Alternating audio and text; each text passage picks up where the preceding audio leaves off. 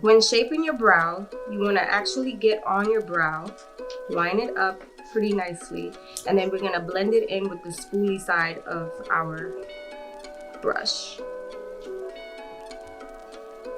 Now this is going to create a thicker brow and a more fuller brow.